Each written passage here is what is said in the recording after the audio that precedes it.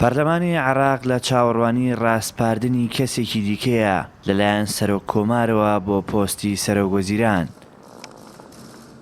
ئەوەی و پرسەژێک لا دەکاتەوە بە پلەی یەک ڕێککەوتنی لایەنە شیعیەکانە کە تا ئێستا هیچ ئەنجامێکی ڕوون لەو بارەیەوە نییە.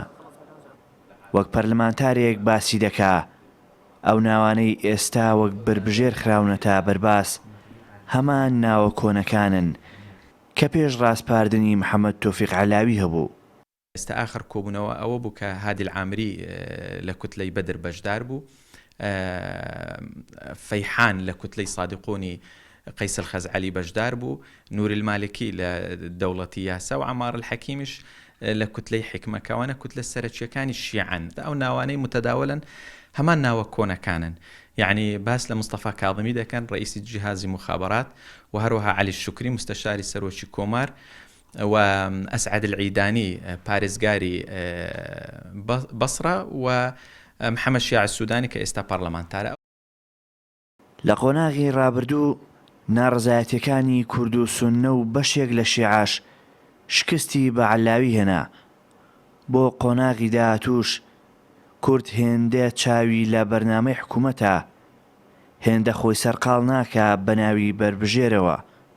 ئەمە قسەی سەرۆکی فراکسیۆنی یەکگرتووە لە پەرلەمانی عێراق.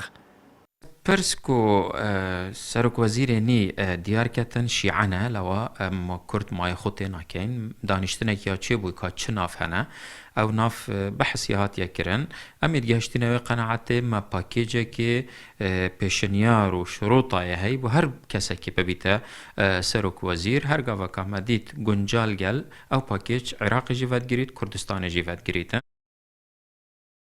گەرتا 15 ئەم مانگە بربژێری سەرۆکوەزیرانی لەلایەن سەرۆک کۆماری عێراقەوە دیاری نەکرێ، ڕەنگە عێراق ڕوبەڕووی قەیرانێکی دیکەی سیاسی و یاسایی بێتەوە، چونکە بەهۆی دەنگنەدان لەسەر یاسای هەڵبژاردنەکان ناتوانرێ هەڵبژاردن بکرێ و لەلایەکی دیکەشەوە بەهۆی دیاری نەکردنی بربژێرەکە عێراق دەکەوێتە بۆشاییەکی دەستووریەوە. بەڵێسە شاوەیز کوردستان 24 هەولێر.